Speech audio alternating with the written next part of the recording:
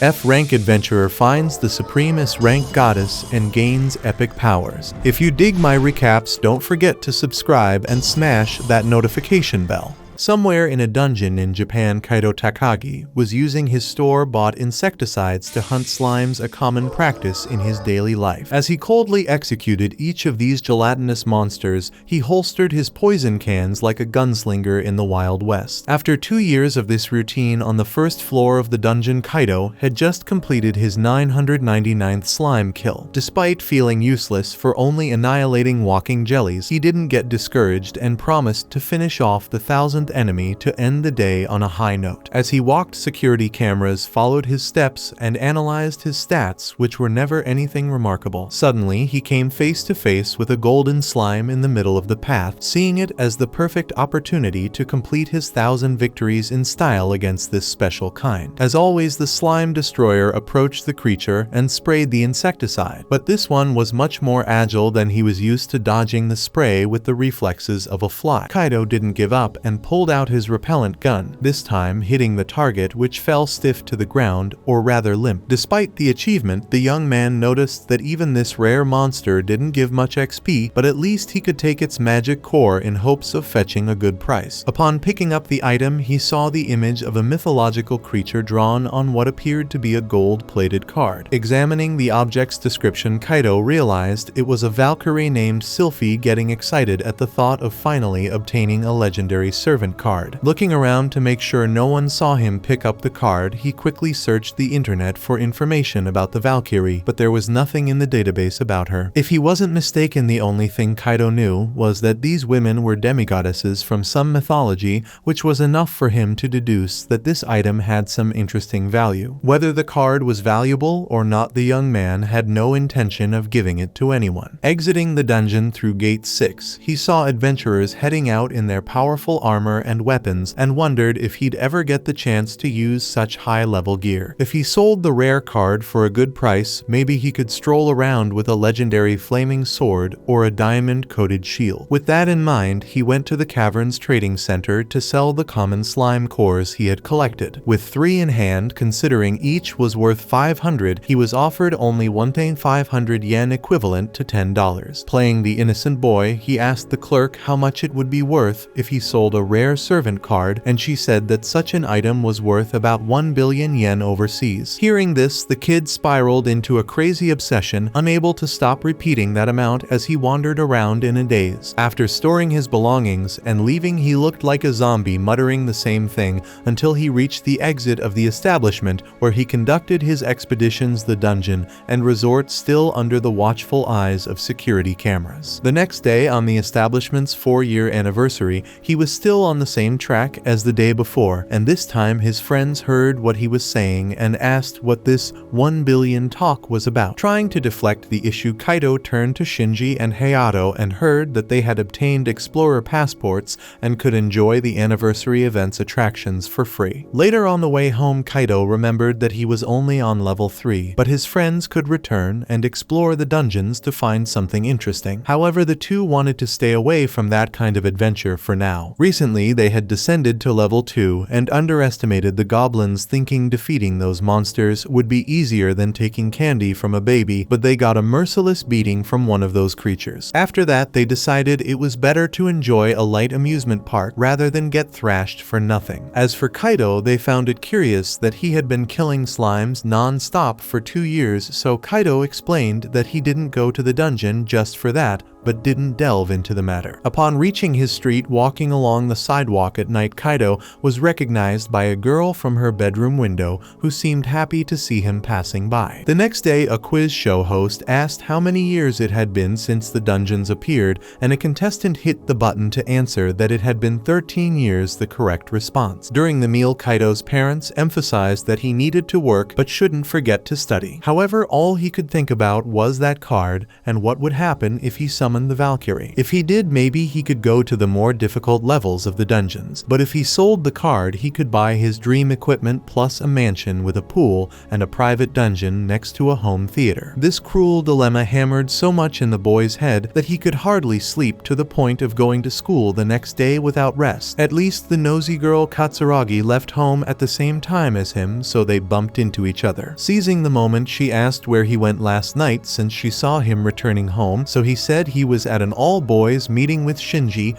and Hayato, the famous boys club. Speaking of the devil, the two popped up out of nowhere on the path, so Kaito grabbed them and asked them not to tell that he went to the dungeon yesterday. Katsuragi asked what they were doing together, and each responded with something different. Noticing the inconsistency, the girl questioned if Kaito had gone to the dungeon again, but the kid lied blatantly. Innocent or not, Katsuragi believed him and went on her way. Arriving at school, Kaito asked his friends what they would do if they found a rare servant card, and the two replied that they would definitely sell it to become rich, especially since a servant could only be summoned inside the dungeons. Anyway, they pointed out that finding such a card was harder than winning the lottery, and Kaito gave a sheepish smile. During classes, he couldn't get the issue out of his head, reflecting that he wouldn't be able to sell the card if he summoned the servant, not even knowing if it would be useful to him. However, looking at Katsuragi, other ideas came to his mind. As soon as he returns to the dungeon, he pulls out the card and realizes it's worth $1 billion, but he knows he needs to follow the right path for Katsuragi's sake. Then he summons Sylphie the Valkyrie, creating a powerful tornado in the cave that dissipates, revealing the figure of a gigantic mythological creature. This creature envelops the boy in its hands until it completely disappears, leaving the card user lost. However, a small innocent Valkyrie pokes him on the back and introduces herself as Sylphie, making the poor boy kneel, feeling the $1 billion he had in his pocket slip away. Sylphie asks what's going on, so Kaito pretends it's nothing and invites the little girl to go slime hunting with her uncle. A few steps ahead, she catches her master's attention and alerts him to the presence of a nearby slime, and he is surprised to see that she can detect creatures around. In the end, the Valkyrie was right, and an unsuspecting slime was lurking in the depths of the cave. As usual, Kaito draws the insecticide, but before attacking, he asks Sylphie if she can defeat the creature. The small mythological figure enthusiastically affirms that she can, and then she steps forward to make a demonstration. Conjuring an extremely powerful divine lightning, she disintegrates the poor blue jelly without mercy, with a smile on her face, leaving her master speechless. He knows she has 170 combat points, 17 times more than he does, and that she continues to be a goddess even if only half of one. Changing the subject, the Valkyrie mentions that her stomach growled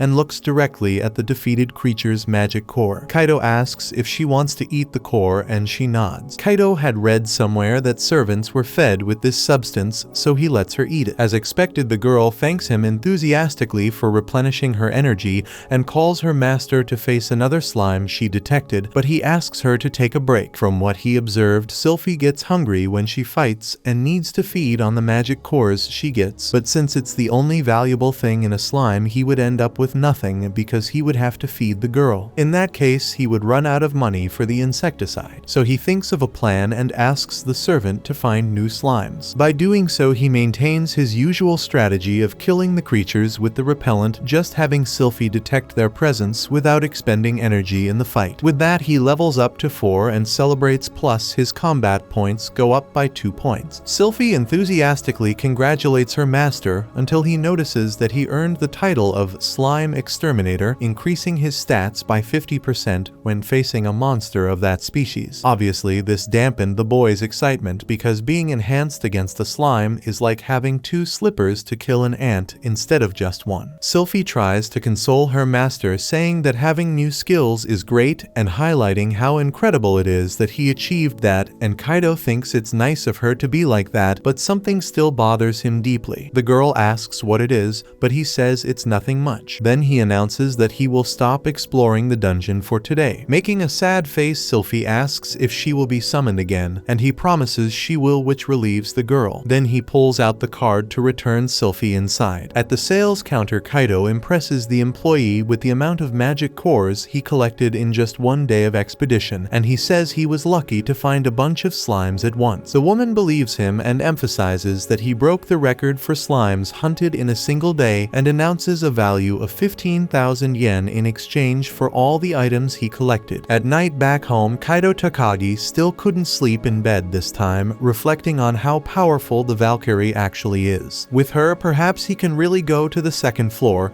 even though he's afraid of goblins. Many years ago, when he was a child, Kaito watched a live broadcast of Dungeon 37 on TV with Katsuragi, where the girl's father, Captain Katsuragi, tells the reporter that he intends to go to the deepest level of the dungeon and one day uncover the secret of these mysterious caves. The reporter comments on how the captain faces the unknown with courage and wisdom, and every word of that story enchanted young Kaito more and more, who didn't take his eyes off the television for a second. In sequence, Kaito wakes up from this dream and knows what he has to do. Thus, he prepares to go to the second level of the dungeon alongside Sylphie with improvised equipment. As always, the Valkyrie shows all her joy in participating in this expedition for the first time, and the boy makes it clear that he counts on her in this decisive moment. After all this time being content with slimes, Kaito descends the dungeon stairs towards a new challenge, and just like Captain Katsuragi, he promises to uncover the mysteries of the depths and become a hero just like the captain, while also pursuing another goal just as important. 15 years ago, two brothers finally discovered the mysterious entrance to a dungeons that began appearing all over the world. Alongside the special dungeon exploration group, these heroes planned to brave the dark recesses of the caves and uncover their secrets. Comprised of various professionals, this is the largest elite group on the face of the earth, ready to undertake any mission assigned to them. Entering the terrifying domain of monsters, the brothers showed no fear facing evil head-on with their powerful abilities against the monstrous creatures that appeared along the way, descending floor by floor into the malevolent depths of the unknown. Although they had not reached the deepest levels, the brothers planned to compensate their fans with an incredible theme park that perfectly simulated the known floors of the dungeon. With this, they hoped to pressure the government to allow 15-year-olds to obtain their hunter licenses, as they believed this was the optimal age. However, not everything was a vacation,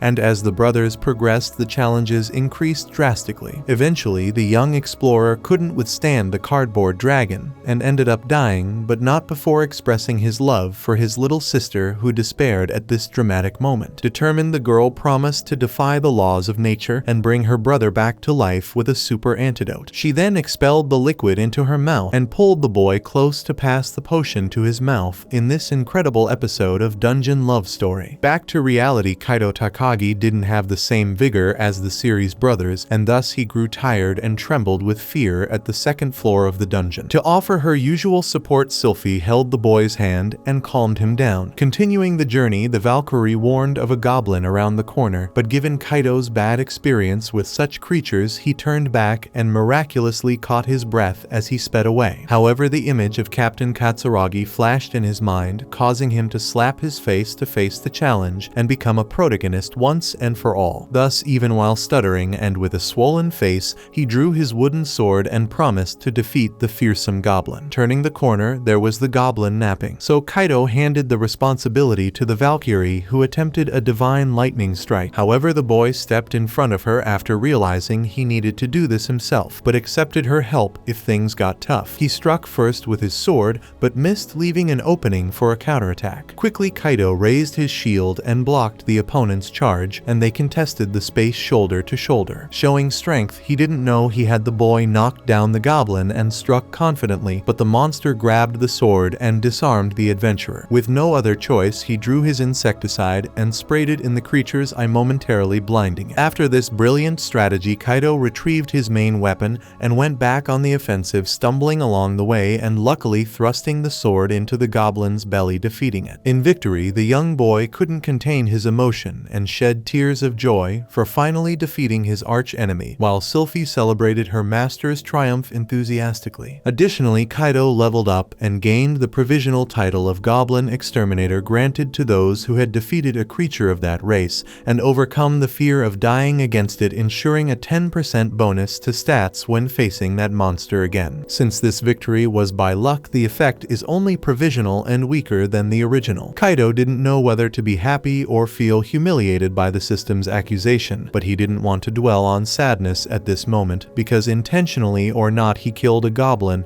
and no one could take that from him. Next, he advanced through the second floor with Sylphie's help and defeated other goblins, further boosting the inexperienced adventurer's confidence. While walking, Kaito discovered that the Valkyrie's only desire was to serve her master, as if something was programmed into her mind to make his servant more than just that. He promised to explore the dungeon and help her learn about the world around her. Continuing their journey together, the duo continued their goblin hunt, and Kaito fed the girl with the essences dropped by the monsters. After leaving the dungeon, Kaito was praised by the employee for bringing 4 goblin cores to the sales table on his first day. The next day, he stayed in bed late without lifting a finger, and his mother warned him he would waste the entire Sunday at this rate. Kaito explained that every muscle in his body ached, and he couldn't get up, so the woman asked him to take it easier on the job. The day after, he went to school beside Katsuragi, feeling like he had cement in his underwear. The girl immediately realized he had been to the dungeon again, but as he denied it, she asked why he had such muscle pain. He then said he had joined a gym to bulk up and ended up overdoing it. Katsuragi analyzed his impaired shape and commented that he wouldn't look good too muscular. Anyway, this was enough to change the subject, and Kaito felt relieved. At school, some girls were talking about the Dan brothers making a new movie set to release next year titled Summer Story of the Seven in the Dungeon. Simultaneously, Kaito told his friends he had crushed the goblins on the second floor, and the guys didn't expect that from him. Kaito felt offended, but at least gained confidence, which was enough for now. Now he dreams of reaching the deeper floors of the dungeon, so his friends warned him not to rush. Keeping up the pace, the adventurer returned to the cave again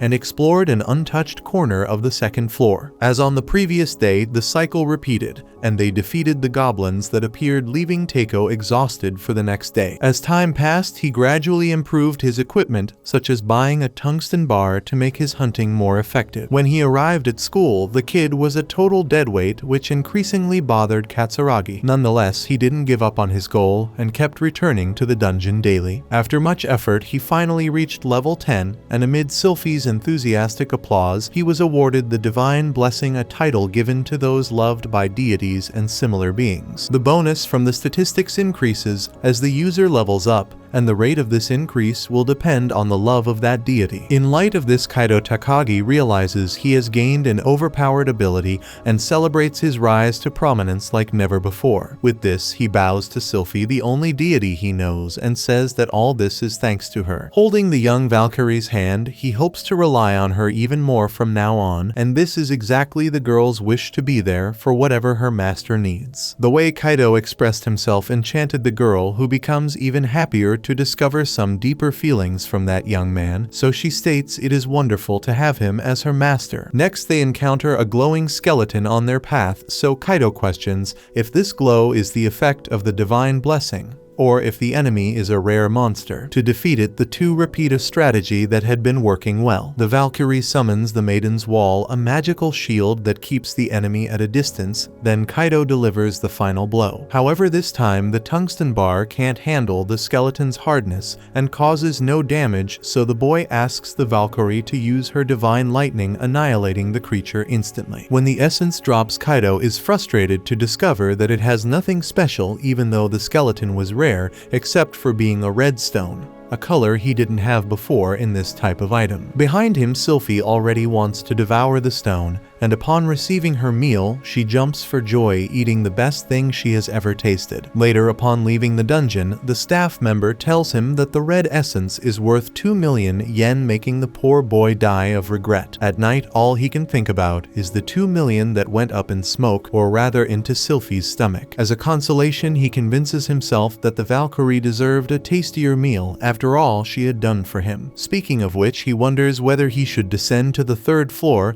as the second is already becoming easy, but hesitates as this floor has group monsters. The next day, already inside the cave, he tells Sylphie that he wants to fight alone, so the girl thinks she did something wrong and despairs, but he explains that he wants to go to the third floor and will end up becoming too dependent on the Valkyrie if he goes with her, and he doesn't want that. Speaking of which, he says he sees Sylphie not as a servant, but as a little sister he can always count on. To strengthen this relationship even more, he starts calling her Shyle, a nickname she loves more than anything, enchanted by having a master who cares so much for her. In the midst of this, a goblin appears in front of the two, so Kaito asks to handle the enemy alone. On leaving the dungeon, the staff member asks the adventurer not to overdo it, so he replies that the only dose he wants at the moment is a healing potion because he was massacred. At home, reading a magazine with the Dan brothers on the cover, Kaito laments having spent the money he managed to accumulate so far to buy a single healing potion that even at a low level is absurdly expensive. To make matters worse, he needed better equipment to descend to the 3rd floor and still gather magic cores for Shyle to eat. So he returns to his old days and sprays insecticide on every slime that crossed his path. Updating his friends on the latest events, they think the boy is regressing after having gone so far, but he assures them that slime hunting is just a temporary measure to save money. Hearing the word slime, Katsuragi questions what the boy has been up to, so he pretends he was actually talking about S-Lane, his 4th cousin. Like it or not, the lie works and Katsuragi leaves without further ado. The next day, the gelatinous monster slaughter gains another chapter, yielding so many crystals that Kaito was already accumulating them in a pouch. With the sale of this amount, he is sure he will be able to buy equipment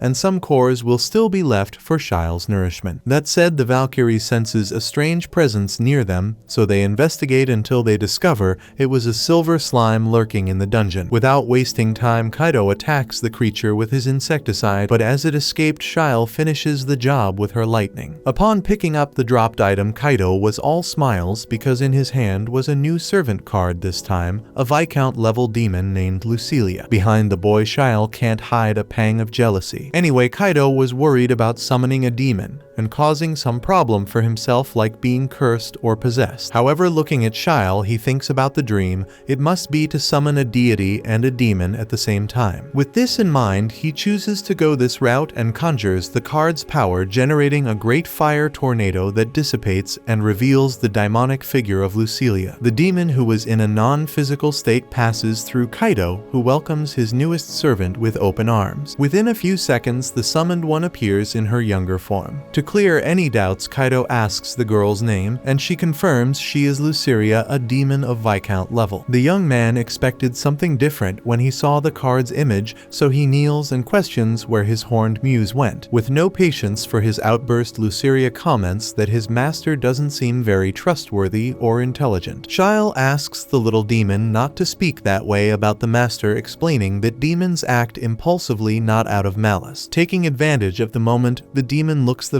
Valkyrie up and down, and Sylphie happily says that she too serves Kaito. Since the boy is the master, Lucilia stretches out her hand and asks for food, but he complains that the freeloader hasn't done anything yet. To solve this problem, Shyle notices a slime nearby and steps up to show her worth. With the flames of destruction, she annihilates the poor slime, turning it to ashes. Kaito understands why she has 130 battle points. After the victory, Lucilia earns her deserved reward and extends her hand, asking for more food. Kaito checks her status and requests that she use the corrosive breath next time, then she receives another magic core. That said, she uses the ability on a dungeon goblin, leaving Kaito and Shyle in shock at the horror of the scene. After eating the goblin core, Lucilia finds it tastier and assumes that the cores of stronger monsters are more delicious, so she rushes to descend to the next floor. Kaito explains that on this floor monsters appear in groups, so they would need to acquire new weapons first, but the demon doesn't want to hear any excuses. Shyle intervenes, saying that the master does this for their benefit, so Lucilia gives up, insisting seeing it won't lead anywhere. But since that's the case, Kaito promises that tomorrow they will challenge the 3rd floor together. The next day, the group descends and the boy shows off an expensive crossbow he bought, but Lucilia warns that just because it's expensive doesn't mean it's good. Either way, only time will tell who's right, and soon after they encounter 2 hellhounds. Kaito tries to take down the first, but misses the shot. The hounds chase the humans, so Shyle protects the master with her magic shield. Then Kaito asks Lucilia to attack, and with the flames of destruction, she takes down the hounds in the blink of an eye and devours her reward. Having defeated both enemies, she demands both cores, but Kaito says there won't be any left for Shile. Either way, they continue their path, gathering more cores. Luceria warns that if he's lying, she'll throw him into the inferno. After that moment, the team continues until they encounter two wild boars. Confident, the demoness casts her usual spell, but this time one of the enemies emerges unscathed from the flames. Kaito steps in and hits the boar in the eye, enraging it even more as it charges towards the group. Fear causes the boy to fall, but in a panic he fires again and hits the boar in the forehead, ending it. While Shile praised the master's performance, Luceria mocked the fact that he had fallen. In the midst of this, the young man notices he has leveled up to 11 and celebrates, but the demon is only interested in more cores to fill her stomach. After this expedition, Kaito laments that he didn't earn much money because Luceria always wanted more food. Next to him, a group of young girls celebrates their successful descent to the 6th floor, making the boy think he might be able to do the same and seek more valuable rewards. One day later, lost in these thoughts, Kaito's attention is called by his friends. They think Kaito is considering which school to invest in after graduation,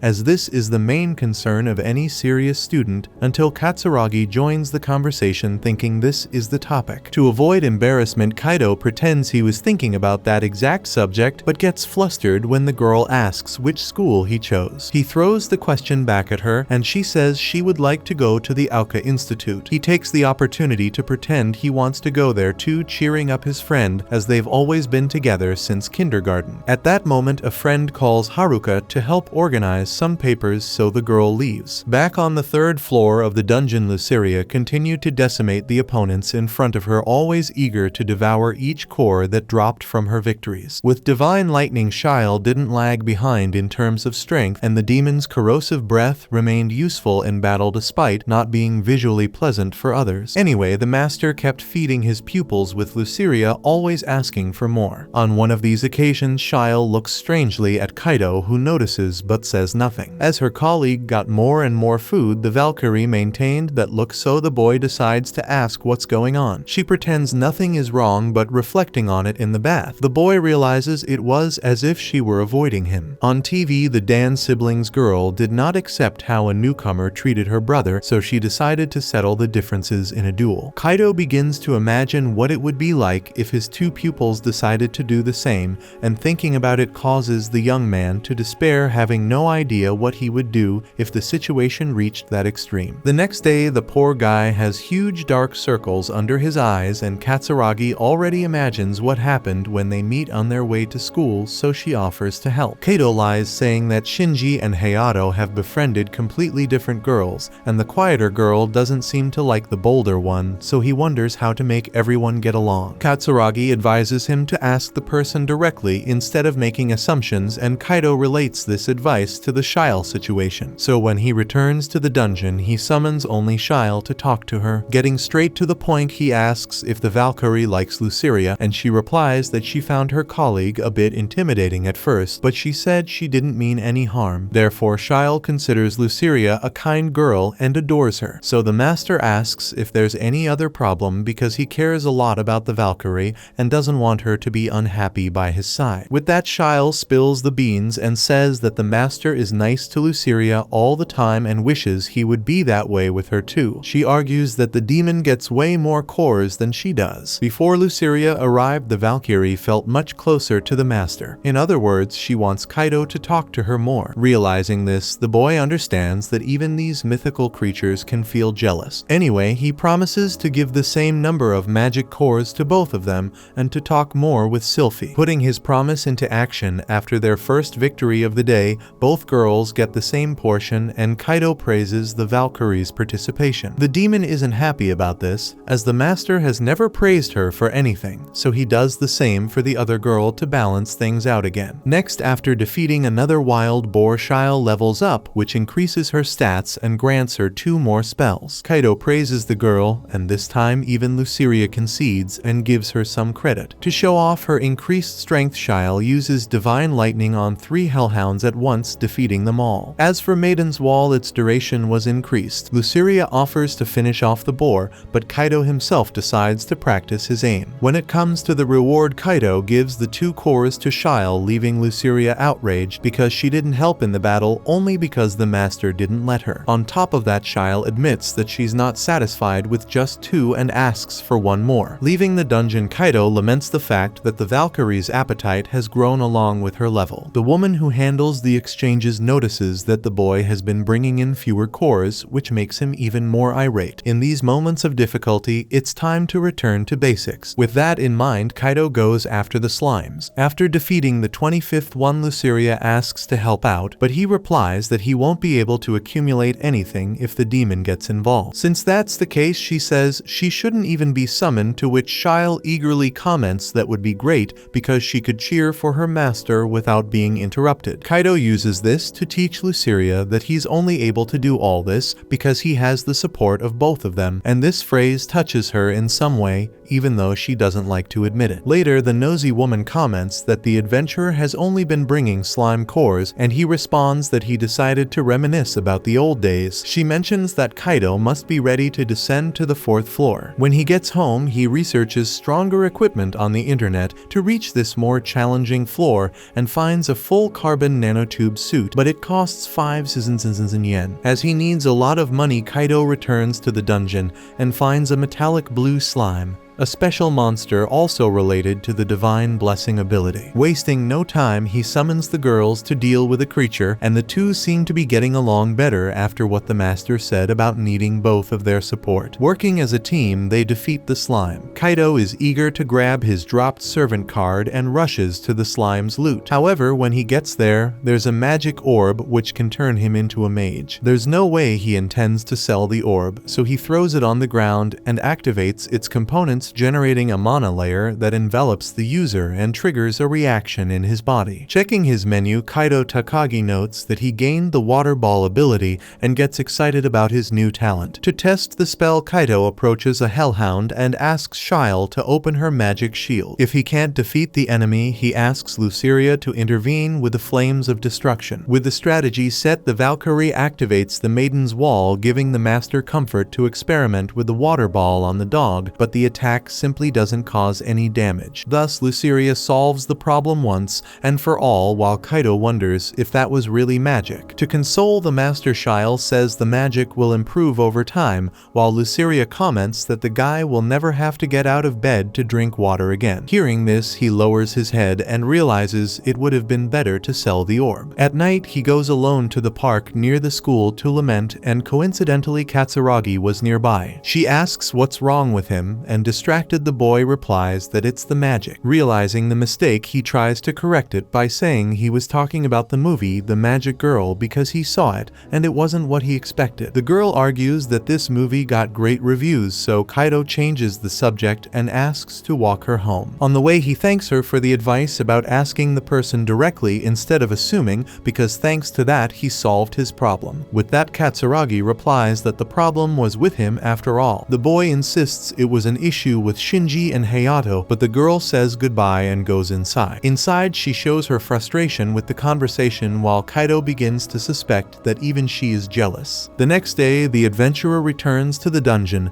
this time to practice his newest spell. Just like yesterday, all he can conjure is a ridiculous water ball that hits the wall and explodes like a soap bubble. While Shyle is worried about the boy overexerting himself, Luceria is already imagining the bright future of this talented mage. Ignoring the little devil, Kaito resumes conjuring the water ball and ends up fainting from exhaustion. Back home, the kid was extremely tired. After passing out soundly, he dreams again of his childhood hero, Captain Katsuragi. When he was a child, Kaito wanted nothing more than to become that man in the future. So when he wakes up, he knows he can't give up now. With that in mind, he returns to the dungeon and resumes his training, and soon the water balls start showing improvement, hitting the wall with more power. After hours of repeating the same spell, he gets tired again, but maintains the determination needed to get up once more and continue training. Now he tries to form a cube out of the water ball, and with the Valkyrie cheering him on, he succeeds and celebrates excitedly, even though Luceria doesn't see much in this nonsense. Despite being on the brink of exhaustion, the kid insists on training and almost dies. Leaving the dungeon, he celebrates the fact that he is controlling his mana better, but he is still frustrated because he is leaving the training exhausted. Stumbling from fatigue, the boy trips and falls onto a girl's shoulder. The group of girls is worried about him, but he says he's fine and continues on his way. As he walks away, the oldest of the three Eri comments that some people really overdo it with training, but Hikarin, the youngest, believes that only those who push themselves to the limit can learn the most. Mikyu, with her cathood, thinks that such people just like to suffer. The next day, Kaido is sleeping soundly in class as usual, but this time the teacher shows up to scold him. Startled, the boy wakes up shouting that he will train hard again today, causing the teacher to frown even more, while the whole class bursts into laughter and Katsuragi looks on with concern. After this class, Shinji and Hayato go to talk with the slime exterminator, and he explains that he's been training some essential skills to conquer a dungeon,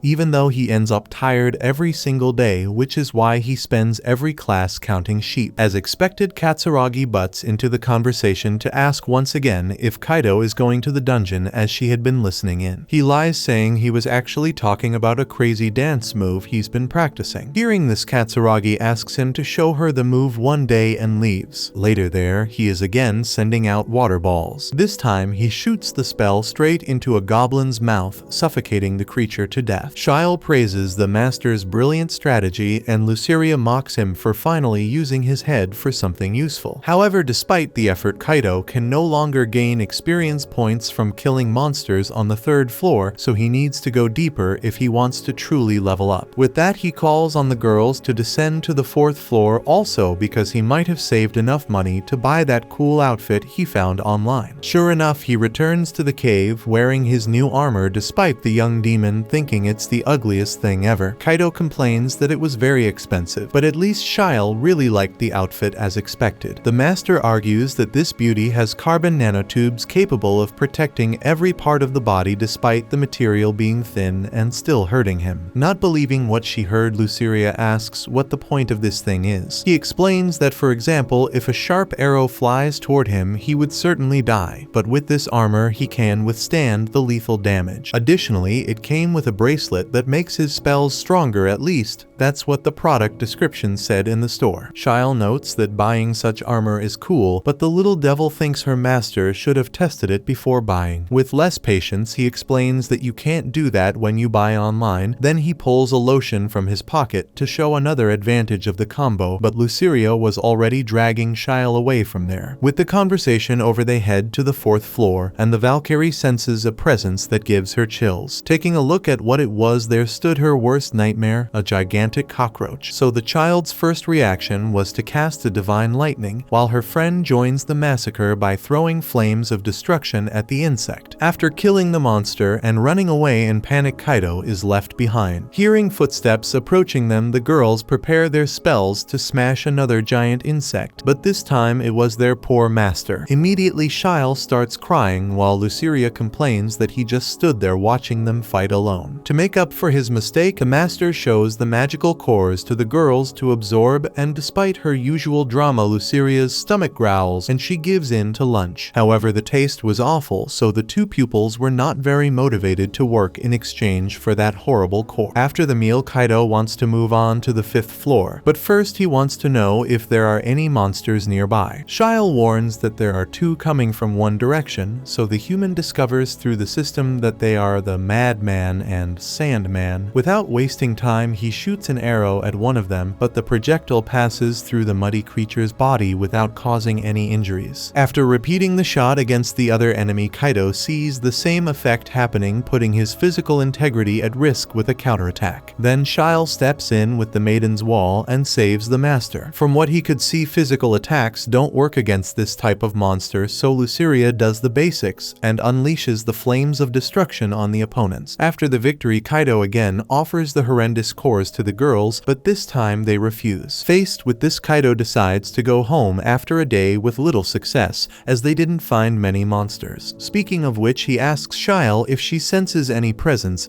and all she feels is a wall that the boy thinks is ordinary. To prove she's not there for nothing, the Valkyrie blows up the wall and reveals a secret entrance. Giving up on leaving, Kaido asks the girls to be careful, as there might be traps in this part of the dungeon, gun, and without delay Luceria activates a false floor that triggers an arrow shot. In a desperate attempt to save the little demon, the boy ends up taking the arrow to his stomach. He rolls on the ground, but quickly gets up remembering he didn't buy the new outfit for nothing. Continuing their walk, the boy reminds the girls that they must be very careful where they step, so Luceria causes more trouble by activating another trap. This time Kaito manages to dodge, but ends up electrocuted by activating another. For some reason the shock makes the boy feel better than before, so he pulls himself together and asks Luceria why she was showing so much concern when she always mocks everything that happens to him. After being terrified by the possibility of dying, the demon crosses her arms again and pretends to be cold and calculating. Then Shile senses another presence behind a door, this time quite different from the others. Fed up, Kaito turns around to go home, but the girls seem determined to continue despite everything. Since he depends on them for everything, the guy has no choice but to stay, so Shile blows up the door, making Kaito beg not to be charged for the damage later. Advancing down this path, the group comes face to face with a giant slime and an ogre, so the boy asks the girls to defeat the ogre first. The two use their usual magic against the enemy, but the monster emerges from the explosion unscathed. The creature charges at the team, so the Valkyrie activates the maiden's wall to protect everyone. Discovering that at least the barrier works to hold off the giant, Kaito tells Luceria to take care of the slime and attempts a physical attack on the ogre, considering that the magic attack didn't work. This time the arrow hits the enemy's leg and knocks him down. Kaito seizes the moment and shoots several times, but his ammunition runs out. Thus the ogre resumes its attack against Shile's barrier, and to make matters worse, the slime is also immune to magical attacks, leaving Luceria in trouble. Faced with this, Kaito resorts to his only option, which is the water ball. However, when conjuring this magic, the water turns into ice. Imagining it's the bracelet's effect, he launches several ice balls at the ogre, causing significant damage, but the young man's mana is running out. Therefore, he needs a stronger shot, and focusing on this, he invokes an ice spear that pierces the beast's eye, and the second one the middle of its forehead, defeating the ogre. Now they turn to the giant slime, and Kaito asks Shile to use the Divine Lance Rogenate while he holds the monster with his shield. Before the master's defense melted, the Valkyrie throws the weapon's magic at the creature, blowing off the top part of its body, but its HP remains the same. Injured, Kaito thinks of retreating, but remembers Captain Katsuragi and decides he won't give up on this fight. Determined, he charges at the slime and uses his most classic strategy against this species, insecticide. Using the maiden's wall for defense, the group sees the slime's HP plummeting, so Kaito ups the ante by pulling out his dual jet pistols, increasing the dose of poison and killing the enemy. After the victory, the master uses the lotion to recover his health and sees his demon pupil level up, besides reaching level 15 himself. After that, they search for the magic cores and collect the red stone from the ogre. A bit further ahead, Kaito sees a rare magic sword that looked more like a kitchen knife, according to Luceria. Taking it to the sales counter, the woman asks where he found it, and he informs her it was in the secret dungeon on the 5th floor after defeating two monsters that seemed like bosses. The dungeon employee has no idea where this secret passage is, so Kaito shows the location on the map. The woman says she'll notify her superiors about it and informs him that the special red core is worth a lot. Moreover, since the boy is doing so well in the dungeon, she invites him to participate in next week's event, where investigators will go on an expedition to the 7th floor. After accepting the invitation, Kaito wastes no time and tells the whole story to his friends to show off, as he'll join a group for the first time. Jumping on the bandwagon, Katsuragi asks if it's some dance group, and this time Shinji confirms the lie to ease his friend's situation. Thus, Katsuragi falls for the lie again and asks to be invited to watch the performance. Later, Kaito goes after his team for the expedition and discovers that they are the girls he met a few days ago. The next day, Haruka dreamed about her father, who promised to come home early from work so they could have dinner together. Brimming with joy, the child waved goodbye to Captain Katsuragi. When she woke up, Haruka felt something strange. After having breakfast, she she said goodbye to her mother to go study at Yumi's house. Before starting her walk, she wondered what Kaito was doing at that moment. Maybe he was practicing dance as he said he had been doing. In reality, the boy was beginning the exploration event. After waiting their turn in line, Kaito's group gathered in a magic circle known as the Transfer Gate to be teleported to the 6th floor of the dungeon. Upon reaching their destination, Kaito let out a sigh of relief because it was only the second time he had used the transfer gate and was a bit anxious about it. Similarly, the girls were also tense. A little further ahead, a dungeon staff member pointed the way to the 7th floor and mentioned that the event should last about 3 hours. Before going down the stairs, the group stopped at a convenience store to buy necessary items for the expedition. After leaving the store, Kaito packed his purchases in his backpack, but noticed that the girls were carrying very little. Actually, each of them had a magic bag that allowed them to carry dozens of items more than the boy without any effort. Kaito commented that you could buy an apartment with the value of those bags, and they responded that their father had bought them. Coming from wealthy families, the girls could easily equip themselves with high-end gear, while Kaito had to humble himself against slimes to scrape together coins. Miku commented that the boy's armor was just a second skin, so Hikari scolded the cat ears for saying whatever came to her mind without a filter. Soon Eri drew a naginata from her bag and announced it was time to descend to the 7th floor. Once there, Kaito asked what kind of monsters appeared in that area, and Miku responded that they were mostly golems. The boy commented that the girl had done her homework, and she believed it was the basic strategy for the game. Kaito agreed, though he didn't see it as a game. Suddenly, they all heard noises in the dungeon and became alert, thinking they were golems, but as the shadows approached, they were revealed to be 4 dungeon guardians staff responsible for the protection, cleaning, and maintenance of the cave, who were very polite to the adventurers on expeditions. Hikaru had great respect for these professionals and the service they provided. Since it was a moment of pause, Kaito took the opportunity to get to know his group mates better. He mentioned that he was at level 16 and asked Eri about her level, to which she responded she was at 18. Miku was at 15 just like Hikaru, but the younger girl had 75 MP points, which was double Kaito's, leaving him astonished. The conversation was cut short when rocks in the cave levitated to form the body of a stone golem. Eri took the lead and positioned herself at the front, asking Hikari to prepare spells and Miku to protect the spellcaster. To fit Kaito into the strategy, who felt out of place among the group that had worked together for a long time, the leader asked him to protect her. Then she charged at the golem using her mobility to avoid being hit by the monster. After circling the golem looking for an opportunity to strike, the warrior managed to flirt with the attack a few times but couldn't land a strong enough blow. After several failed attempts, Eri finally adjusted her weapon to deliver the blow that ended the fight. Kaito was impressed with what he saw, while the friends showed their pride for their leader. However, the problem seemed far from over when another enemy appeared before the team. This time, a bronze golem challenged the visitors, and knowing it was a more powerful opponent than the previous one, Eri commanded Hikaru to prepare her spell once and for all to provide support. After reciting the right words, the girl invoked Earth Wave, a magic that softened the rocky surface of the dungeon like water enveloping the golem. Miku used her snatch card, a small animal capable of attacking with above average speed, making it almost impossible for a big slow opponent like the golem to hit it. After running to the golem's back, Snatch used an ability that damaged the monster and slowed it down. Then Hikari attacked with Fire Ray, making Kaito realize what 75 MP points could accomplish with those 2 consecutive spells. Finally, with the bronze golem already injured, Eri attacked with her naginata and finished the job. Continuing the threat, now an iron golem approached the humans. Kaito reacted with his crossbow, but the monster's carcass was too tough to be penetrated by such a projectile. The golem chose Hikari as its first target, so Miku stepped in front of her friend to protect her, although it didn't seem like it would help much. However, Eri appeared and deflected the monster's arm with her weapon, preventing a tragedy. Then the leader leaped at the enemy and struck its head, even though not even her naginata could penetrate the monster's armor. Hikari used her Fire Ray in an attempt to break through the armor, but again the attack had little effect. Miku used Snatch to repeat the same strategy against the bronze golem, but the iron one wasn't hit when the animal attacked from behind with its ability. Seeing this, Kaito had no choice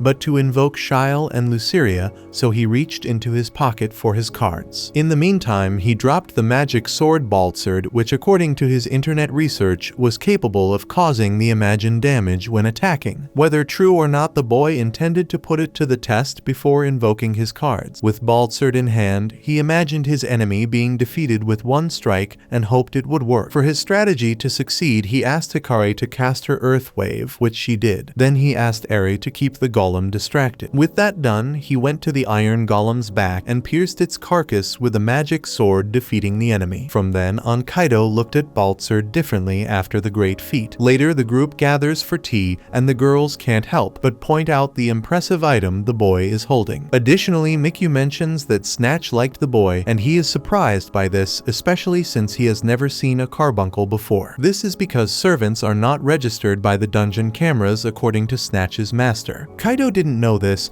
but now he understands why he had never seen one before, or why no staff ever asked about Shile and Luceria. He then asks if only the three of them know about Snatch's existence, but since Miku bought the card at an auction and registered it with the guild, everyone knows. Changing the subject, Eri had already talked to the girls before and invites Kaito to join the team because they plan to reach the 11th floor where the second transfer gate is located, considering that there is one of these gates every 5 floors. Kaito thanks her for the invitation, but doesn't believe he could contribute much to the group. In his mind, he's just an ordinary guy who adventures occasionally. On the other hand, the girls don't see anything wrong with that and even assure him that they would feel safer with him around. As the boy remains undecided, Eri asks if he has other people to form a group with, and he replies that they are not exactly people, but he fears delving into the subject and appearing like a lunatic walking around with 2 little girls. Just imagining this, Kaito already hears the siren in his head. Therefore, he asks for some time to think about it and promises to come back with an answer once he has decided. After the event, Kaito returns to his regular expeditions with Shile and Luceria. Clearly, the two are in a bad mood, knowing that Kaito was invited to this group with the other girls, making them feel left out. Hurt, the demon questions why the master continues to call her Luceria when he gave Shile a cute nickname. Embarrassed, the boy tries to come up with a nickname for her, starting with Lua, then Seri, until finally arriving at Luce. The little devil finds all the suggestions extremely distasteful, but since she doesn't have much choice, she ends up accepting Luce. After resolving the matter, Kaito was about to explain about forming a group, but his 2 pupils rush ahead, ignoring the master. The next day, the boy takes his usual walk with Katsuragi towards the school. His friend asks if he spent the weekend rehearsing some dance moves or working out, so he lies, saying he did both. Taking advantage of the moment, she asks the boy out for the next weekend. Kaito feels embarrassed, but Haruka clarifies that it's just to go shopping, which eases his anxiety a bit. Ahead, Katsuragi sees her friend Yuma and goes after her. Likewise, Shinji and Hayato appear behind Kaito like dementors, wanting to know about this outing with the girl. Kaito argues that it's not really a date and that he's just going to accompany his friend shopping, so the two place their hands on the comrade's shoulders, clearly intending to say that the innocent one knows nothing. Changing the subject, they want to know how the event went, and upon learning that Kaito met with 3 girls, they start thinking that this dungeon talk might be more interesting than they imagined, so they consider returning to explore. Days later, on the promised outing, Kaito waits for Katsuragi at her doorstep and accompanies her to the subway station, where a large screen displays a scene from the Dan brothers. Kaito focuses his full attention on what's playing on the screen, so his friend comments that he really likes this dungeon stuff, but wishes he would forget about it for today. Seeing no problem with this, Kaito agrees, and the two set off to shop. At the market, Haruka comments that it's been a long time since they went out together, because when they were little, her father, Captain Katsuragi, took them to various places like the beach, the movies, and camping. Speaking of which, the girl gets excited at the thought that they could watch a movie together once again. Shortly after, the girl is trying on some clothes in a store and asking for Kaito's opinion, to which he always responds in the exact same way with the same words, saying she looks pretty. Then they go to a park to enjoy the sun a bit more. Under the fresh air, Katsuragi stretches her arms up high, making Kaito imagine that this scene could easily be a painting. The girl comments that a dog walking in the park is beautiful, and Kaito agrees, but Kaito didn't see any dog. To enjoy the outing, the two rent a boat to row on the river, and Katsuragi comments that the fish are wonderful. Kaito agrees, but Kaito didn't see any fish. Deep down, he knows this is a date, but he shakes his head to clear that thought because he doesn't believe Haruka would ever invite him out. Meanwhile, she comments that her friend seems more fit because of the gym and dancing, and the shameless one agrees. Later, they share a milkshake and even swap ice creams to taste each other's. On the way back home, Kaito gets lost in another Dan Brothers ad at the station, while Katsuragi sees a mother with her little daughter and asks them to visit one more place before leaving. Together, the two arrive at the entrance of the dungeon construction site where her father is in the underground. That day, he promised to have dinner with his daughter, but never return. For this reason, she doesn't understand why people risk themselves in that dungeon. Saying this, the girl calls Kaito to leave, and he thinks to himself that he understands his friend's concern, but his dream will always be to follow in Captain Katsuragi's footsteps. As the days went by, Kaito was already showing off and channeling his water magic into Baltzard's blade. After casting the spell, instantly creating a sword, he sliced a golem in half and announced that this ability was called the Ice Magic Blade. As always, Shyle clapped with immense enthusiasm and asked Luce if she also thought that the master was becoming extremely powerful. If the Valkyrie was predictable, so was the demoness, which is why she questioned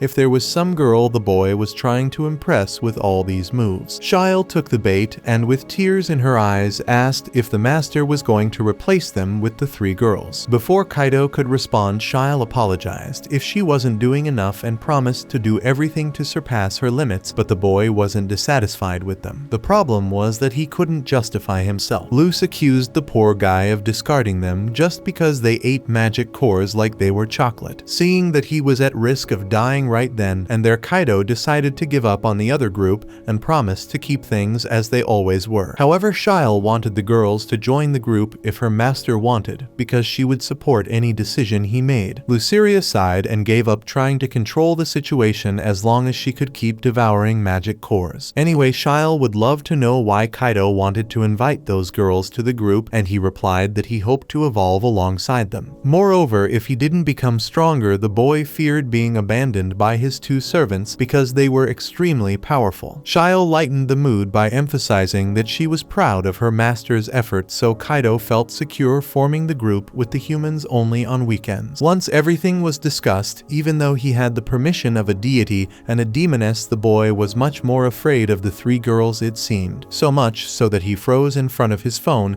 and couldn't call Eri, the oldest of them. To his surprise, Haruka Katsuragi called him and gave the protagonist a scare. She wanted to talk about something with him, but first Kaito asked for advice on how to ease his nervousness, lying that his friends wanted to call some girls but couldn't. Haruka then told him that a while ago, when she was a child, her father saw her admiring a piano on a stage. He approached and asked if she could play it, but the girl lacked confidence and ended up crying because she didn't think she could. Her father dried her tears and pulled a smile from her face with his fingers. From then on, he proved that nervousness was gone and joy came. This was the trick Haruka learned to deal with that feeling. Since the lesson came from Captain Katsuragi, Kaito felt it would work. After getting what he wanted, the rest of the conversation went off track, and the girl hung up without saying why she had called. Dumbfounded, Kaito didn't mind and started practicing the trick while Haruka observed a dress in her room. Meanwhile, Jinguji Eri was sweating profusely as she executed precise movements with her naginata, creating a sound in the air that proved the strength of her arms. In the middle of her training, Takagi Kaito called. He talked about the plan to meet only on weekends, which was fine for the girls because they had classes during the week, making it easier to go on expeditions on Saturdays and Sundays. Speaking of which, Eri invited Kaito to meet at the guild at 10 the next Saturday. With the meeting arranged, Kaito hung up and felt relieved for managing to call, all thanks to Katsuragi. When the weekend arrived, the quartet gathered for their debut expedition, and Kaito shone, taking responsibility for defeating the two golems on the left, leaving the last two for the rest of the team. Showing leadership, he instructed Hikarin to use her Earth Wave, while Mikyu was to call Snatch to keep the opponents in check. The Earth Wave soon hindered the golem's mobility, giving the speedy Snatch an advantage in distracting distracting them. Kaito used his ice magic blade technique and defeated the first enemy. Then he was attacked by the second, so he dodged and launched into a fatal slash, killing the monster instantly. On the other side, Snatch eliminated the third adversary, and Eri took on the fourth, finishing the fight with her Naginata. After the victory, the girls were curious about the boy's spell, as he had called the magic water ball, but it wasn't a sphere. Kaito explained that he invented a technique called ice magic blade by combining magic with the Baltzard sword. Eri praised both this ability and Kaito's leadership in the fight, assuming he already had experience with it. Since he couldn't reveal the Valkyrie and the demoness in his pocket, Kaito tried to change the subject at all costs, commenting on how elegant and efficient Eri was with that Naginata in action. She fell for it and replied that she had been practicing since she was young, and now it was almost like it was part of her body. Speaking of body parts, the boy's stomach started growling loudly, so he invited the group to eat. Hours later, back home, Kaito remembered what the girls had eaten during that break. Only expensive and refined foods, while he was the lowly one and made do as best he could. When the expedition ended, they said they wanted to move to the 8th floor the next day, and Kaito was excited about the idea of finally reaching the strongest floor for him so far. With Sunday arriving, Kaito showed up to the group wearing a life jacket, leaving the girls a bit confused. He explained that some monsters living in the water appeared on the 8th floor, so he came prepared for everything. Besides, this wasn't just any life jacket. Not only would it keep him floating on the surface like a dead fish, but this beauty could also withstand magic attacks, so Kaito killed 2 birds with 1 stone. As they continued along the path, Snatch walked ahead to detect enemies. Before long, the animal sensed the presence of an aquatic beast that exhaled a corrosive substance onto Kaito's supposed armor. Eri told him to take it off before something bad happened, and he complied, watching his expensive life-saving gear go to the heaven of vests. Witnessing this brutal scene, the boy swore vengeance for the vest, but it was Miku who pierced the monster's forehead with his crossbow. Kaito asked if the girl had used this weapon before to shoot so well, but she had never used it in her life. Thus, the team continued their journey through the dungeon's 8th floor. There, they faced all kinds of fierce and giant animals, until at one point a squid tossed Kaito into the water. Without his life vest, he was sure he would become fish food, but Eri pointed out that he was in the shallow end. Crazy as he was, he only cared about where the monster that attacked him went, but Hikarin had already grilled a squid in the other corner. Speaking of which, the youngest member of the team asked if the man really knew how to swim, so he scratched his neck without answering, giving a sheepish smile as a response. Regardless, the journey continued, and the group started to bond, beginning with the newest member who demonstrated great skill using his rifle and the ice magic blade to eliminate the enemies that appeared. Eri, more old school, wielded her classic Naginata to face the obstacles. Miku explored her new talent, showing great efficiency with the crossbow, even though she didn't know how to shoot just minutes before. Lastly, Hikari wreaked havoc on the battlefield with her fire ray while keeping a safe distance. When the last fight ended after an intense battle, Kaito succumbed to exhaustion and collapsed on the ground. Sometime later, the young adventurer woke up and asked what had happened to him. Noticing he was in Eri's lap, he was startled and impulsively apologized. Looking at his menu, the boy noticed his mana points had been restored. Eri explained that they had given him a magic potion, and Kaito regretted making them use such a valuable item. However, the three emphasized that they were a team now and needed to work together. Besides, killing all those tunas had yielded a good amount of magic cores. In the midst of this, Snatch alerted them to another danger, and this time Miku noticed greater stress in the animal, as if something more threatening than usual was near. The suspicion was confirmed when a colossal dinosaur emerged from the water's depths. The most obvious reaction was to flee, which the four humans did, but the monster wouldn't let that happen. As it crawled after its victims with its vast body, the tremors caused a collapse that blocked the exit. Thus, there was no alternative but to fight. Once again, Kaito took the lead, now instructing Mika to use Snatch for long-range attacks. Hikarin was to use magic to immobilize the monster, and Eri was responsible for striking the enemy while Kaito distracted it. With a strategy defined, they had to put it into practice. With the departure of the two frontline members, the mage cast the earth wave, followed by an attack from Snatch. However, this tactic did not cause any damage to the opponent this time. Kaito approached the beast and pierced its shell with his ice sword, giving Eri space to stab its head. Despite all the effort, the monster threw the warrior away, taking her out of the battle. Even so, she tried to reach her weapon weapon and continue the fight because her deepest desire was to become a heroine. Faced with this, Kaito had no choice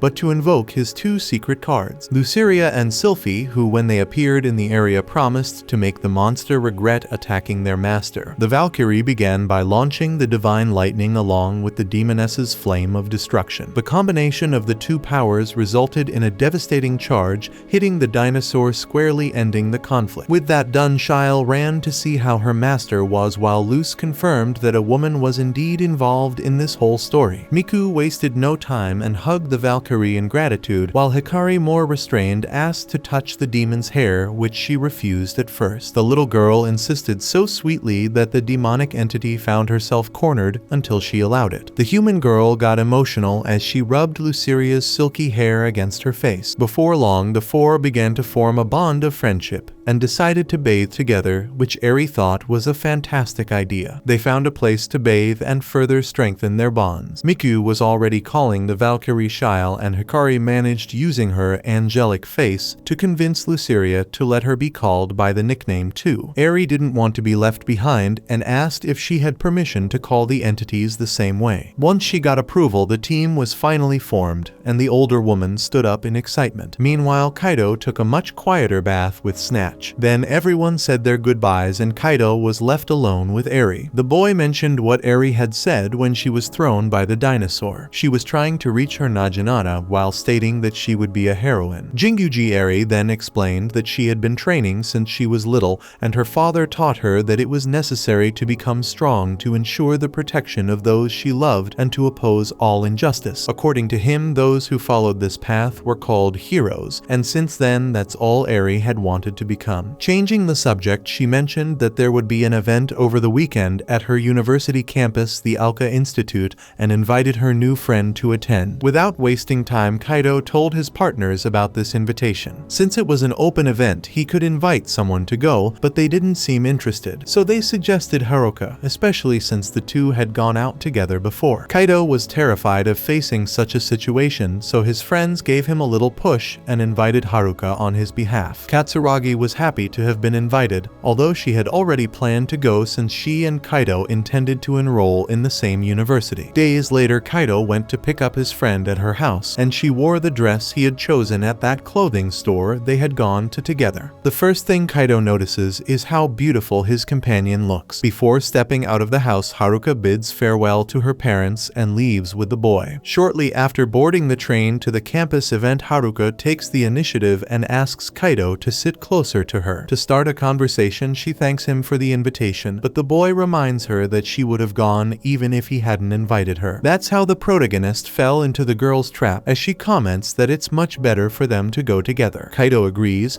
but tries his best to convince himself that this isn't a date. Feeling much more at ease, Haruka can hardly wait to visit the Alka Institute. Suddenly, the duo Shinji and Hayato express the same desire, appearing unexpectedly in the front seat. Kaito doesn't understand why the guys are going along, as they certainly aren't the type to be interested in checking out a university, which they indeed aren't. They're more interested in seeing what an open campus event is like, seeking other pleasures that don't involve lectures. Nonetheless, they promise not to interfere with what's going on between the two, while Kaito pretends there's nothing happening between him and his companion in this literal meeting. Looking to the side, the part-time adventurer spots an ad for the Dan brothers on a TV and ends up staring at it. Haruka then asks if he's disappointed that he can't go to the dungeon. Kaito thinks quickly and responds that there's no better plan this Saturday than being with Haruka at this event. She earnestly asks him to take his mind off the dungeon for just today, which he agrees is a good idea. Soon the group arrives in front of the Alka Institute, and Shinji and Hayato emphasize that this is where high society gathers, like a gateway to another world. Upon entering, Haruka is enchanted by the artificial cherry blossoms and assures that they'll return in July when the cherry blossoms are in full bloom. Kaito also fantasizes about this moment, though much more intensely than the young Katsuragi, imagining the two having a romantic moment among the pink flowers. At that moment, he slaps his face to regain control. After all, even if they attend the university together, they'll still just be classmates. Not understanding any of these strange reactions from the guy, Katsuragi just goes with the flow. They then head to the event reception where Eri is attending. With his face swollen from the slap he gave himself. Kaito tries to introduce his friends, but they insist on stepping forward on their own. Thus, Mizutani Hayato and Ahiyama Shinji say their names, hoping to make a good impression on the beautiful girl working at the campus. Eri also wants to know if the girl next to Kaito is his girlfriend, so he explains that she's just a neighbor and childhood friend. Finally, Eri says it's a pleasure to meet everyone and asks them to explore the campus at will, as she'll show them around later. As they leave, Eri doesn't understand why she felt relieved to know that Haruka is just Kaito's friend. At the same time, Kaito's friends are impressed that he knows that graceful young woman at the reception, so Kaito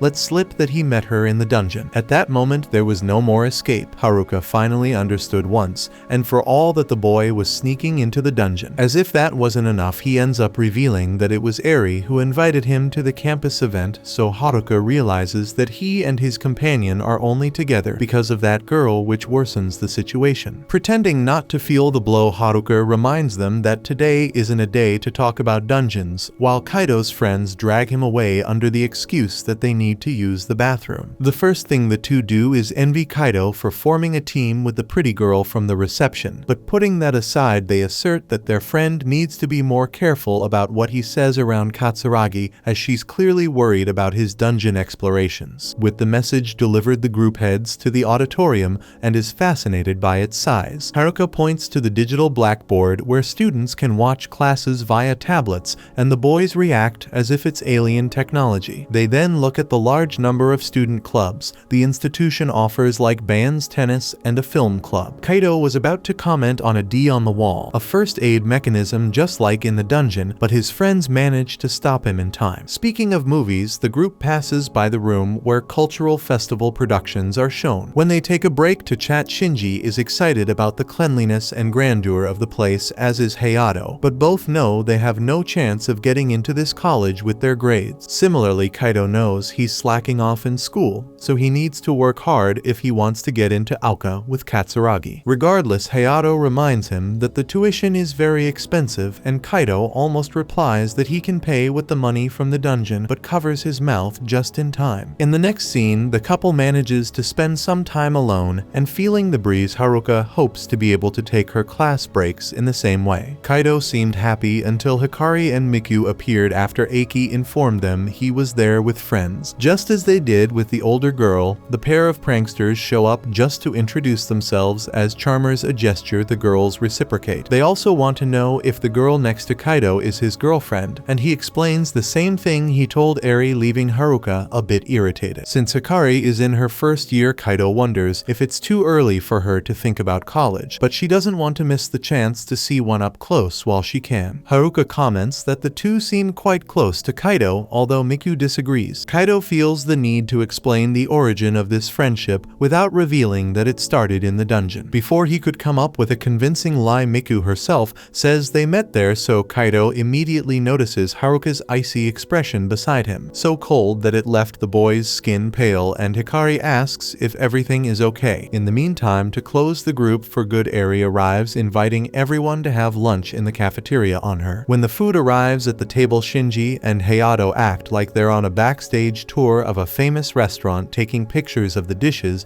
as if they were relics found. Eiki explains that since it's a cafeteria, you can order all this with 2,000 yen and still get change, plus the drink refills are free. Moved by so much generosity, the three boys get increasingly excited about the Aoka Institute as they dig into their meal. Speaking of refills, after everyone finishes eating, Haruka asks Kaito to help her refill everyone's drinks. With the departure of the two, Hayato asks if the girls had exploration classes with Professor Onagawa, although they had none of the three seem to have enjoyed the experience much. The boy mimics the cocky and arrogant way of the instructor, and the girls find it funny because it's exactly like the guy. As he made clear with his brief show, Hayato also had classes with that man alongside Shinji, but they are explorers only on paper because they slept in class and didn't know that items that work in dungeons lose their effectiveness if they are more than 3 miles from the entrance. Personally speaking, Hayato tripped and got hurt while running during physical education and tried to heal himself with one of these potions, but ended up just wasting it. Eri says that's exactly why the university was built within a 3-mile radius of the dungeon entrance. All research as well as the production production of items and potions is done in this area. Regarding this, Shinji and Hayato comment that weapons also cannot leave the dungeon, and they almost got arrested for trying to leave with them unnoticed. In the end, everyone at the table agrees that the Aoka Institute is strict in its laws, but that's part of what makes this university so incredible and efficient. At that moment, Kaito and Haruka arrive with the drinks, so everyone prepares to move on to the next activity. Thus, they gather in front of a heated pool, and Kaito sees an opportunity to swim even in winter alongside Haruka. Speaking of which, he remembers the day she saved him when he almost drowned in the primary school pool, just as she saved him from a stray dog that attacked the boy. Listening to the conversation, Mikyu comments that she always knew Kaito couldn't swim. Hikari feels a tingling in her chest, something she's never felt before,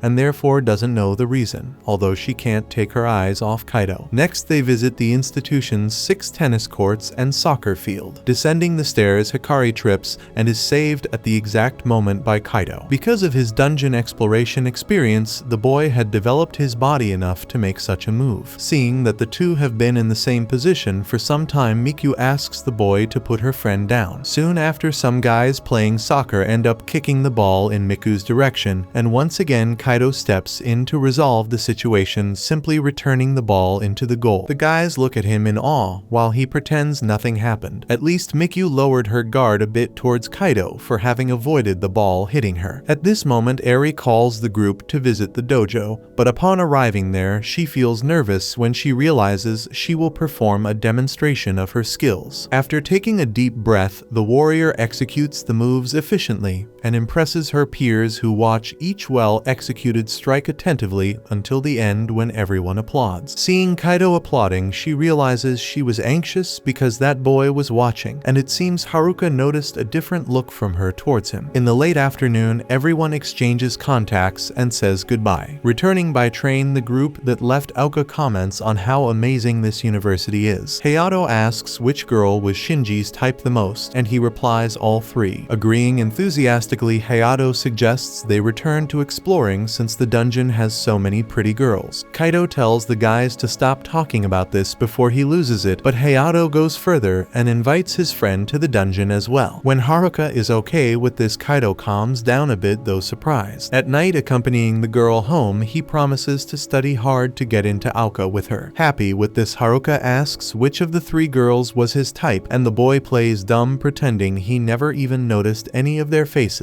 Actually, he would like to talk about this someday, but not today. By the way, Katsuragi comments that Kaito addressed the 3 girls by their first names, which suggests they have a certain intimacy besides the friends being treated the same way, of course. This makes the girl sad, although she doesn't admit it at first. When she gets to her door, Haruka goes in without further explanation and says goodnight with a sulky face. When he gets home and gets in the bath, the boy becomes thoughtful about this matter, but soon considers it a typical case of jealousy. Even so, he tries to convince himself that Katsuragi would never feel that way about him. Besides, since he brought it up, he needs to think of an explanation for having left Luce and Shile uninvoked all day. The next day, as usual, there's our unlikely hero risking his life to exterminate the dungeon slimes using insecticide. After gathering a good amount of cores, it doesn't take long for Kaito to hear Luce complaining that she was left behind yesterday so the boy could go out with those humans. The boy explains that he went to visit a school with them,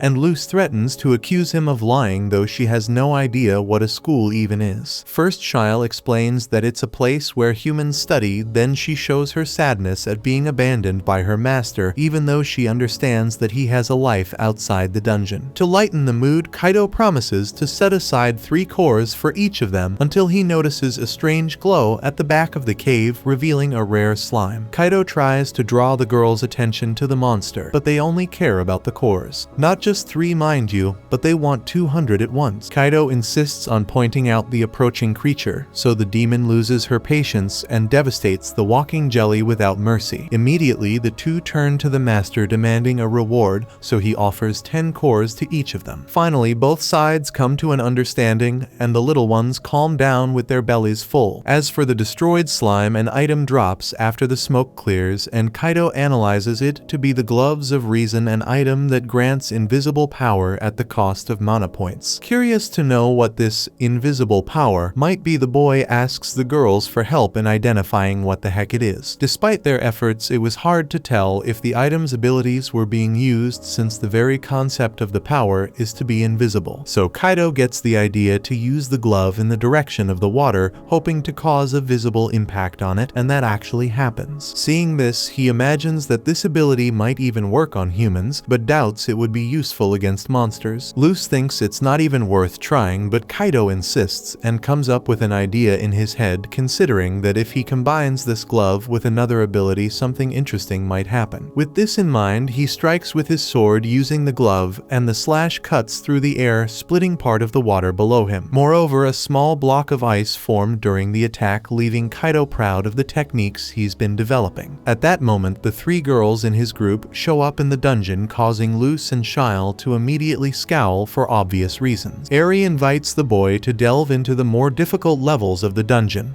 but Kaito informs her that he needs to study and can't venture deeper. Eri insists and now wants to have a study session later because she could teach Kaito many things. So the boy agrees but wants Katsuragi to join them. This makes the two entities even more jealous, realizing that those girls are getting closer to their master. Kaito looks back and sees the scowls on their faces, so he tries to buy their good mood with more cores, which works. The humans see the scene of the little ones eating with indignant faces and can't resist their cuteness. Soon the group sets out for the 9th floor for the first time, knowing they need to be very careful. Speaking of which, the Valkyrie warns them that there's a powerful enemy up ahead. Looking at his map, the man in the group sees there's no way to bypass the enemy, and Luz assures them that she will defeat the monster if necessary. However, Eri, more experienced, reminds them that in the worst case scenario, they can always flee. So they continue on until they encounter a terrifying Orthros, a monster that shouldn't be on this floor. Kaito suggests they turn back, and Eri agrees, mobilizing the group to retreat, but the monster spots the humans and attacks. Luceria warns everyone to be careful of the fire breath, while Kaito asks Shile to use the Maiden's Wall. Protected, the group prepares their strategy to face the monster. Eri and Miku draw their magical core firearms, while Hikari conjures Earth Wave in an attempt to immobilize the enemy. When the ground becomes sticky, preventing the Orthros from moving forward, Kaito orders Luz to attack with the Flames of Destruction. However, the damage from the ability is almost negligible. The Orthros retaliates with its fire breath, and although Shile's shield blocks the brunt of the attack, the heat could still be felt inside the barrier. Luceria doesn't give up and now uses her corrosive breath, which manages to trap the Orthros for a brief moment, just enough for Miku to command Snatch's advance. Despite this, none of the attacks prove to be very effective against the monster. To turn the situation around, Kaito decides to use himself as bait and instructs Luz to use the Flames of Destruction on the Orthros' belly when it's distracted. She waits for the giant canine to focus all its attention on the human and positions herself beneath it, obeying her master's commands. The result seems to inflict more damage on the beast, but it's not enough. Kaito deduces that they need more firepower, so he calls on Shile to join the offensive with her Divine Lance Rogenate, while Luz continues attacking with the same ability she used before. Combining the two spells, the group manages to inflict significant damage on the opponent, but Kaito falls victim to the beast's wrath. As it's heavily struck, the Orthros now intends to retaliate with equal force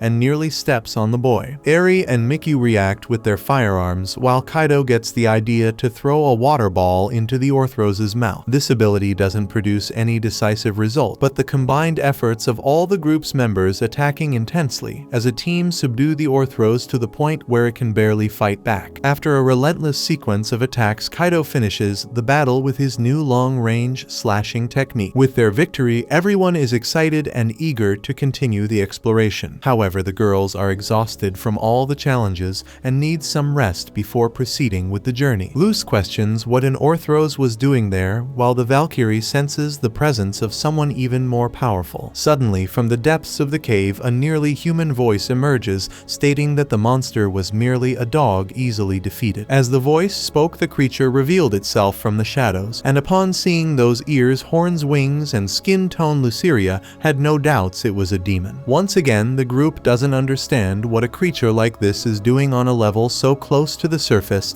and considers that perhaps the demon was controlling the Orthros. Before anything else, the demon warns that no one will be allowed to escape using the Dark Nightmare to ensure that happens. Shiel protects her allies with the Maiden's Wall, prompting the demon to admit that it's an effective barrier, but he doubts it can withstand his next attack, a charge so fast that no one could even see it. Faced with this, Kaito fills the Valkyrie with cores so she won't let the magical shield fall, while the rest of the group attacks from within as best they can. However, even after using all their firepower, the rival remains unscathed. Kaito analyzes the demon stats and sees that his name is Belia and his HP has barely been affected. Luce suggests that Shiel should join the attack, but Kaito fears what might happen without the Maiden's Wall protecting everyone. Eri assures them that they'll be fine even though the enemy's attacks are fast, so Kaito agrees with the team's wishes and orders Shiel to lower the shield and join the assault. Soon the team returns to the offensive, now with a Valkyrie added to the mix, but even so the demon remains unharmed. On the contrary, he's so unscathed that his attacks remain as swift as ever. In a surprise move with his sword, the monster nearly finishes off Kaito, but Eri saves him just in time with her Naginata. The demon pushes the woman back with a power, so Kaito reacts with his explosion ability, which destroys the sword the demon received from a duke, causing a significant blow to the creature. Overcome with rage, Belia unleashes a series of punches that Kaito tries to block with an ice shield, but the shield shatters and the human is severely injured. Shiel and Luce witness the scene and furious at seeing their master hurt attack with even greater ferocity. In the meantime, Kaito takes a potion to get back into the fight, but knows he needs a better strategy. Soon he calls Miku and asks her to do something. Without hesitation, the girl resumes her attack alongside Snatch, allowing Kaito to use the distraction to stab the demon from behind with the magic sword Baltzard and use his explosion ability, which finally deals considerable damage to the opponent. In response, the demon uses dark healing to regenerate and returns to the attack with increasing fury. With a single punch, he nearly finishes off Kaito. The other group members do everything they can to stop Belia from reaching the boy, but none of them succeed. In a last-ditch effort, Kaito remembers Luceria's ability Gluttony's Beauty, which boosts her stats by consuming the target's HP. He asks her to risk using him as the target even though it might kill him. With no other choice, the demon obeys and assumes her highest form. The enemy uses the Dark Nightmare again, but this time Luceria feels no damage. Being of the Viscount class, she would never be defeated by a lower-level demon. Realizing this, Belia immediately loses his bravado, while Luceria conjures the god-slaying dust storm and eliminates the target instantly. Afterward, even seeing Kaito on the brink of death, she asks him to swear that he'll treat her as well as he treats Shiel. The boy promises, nearly passing out. During the rest, Kaito discovers he gained 8 GP points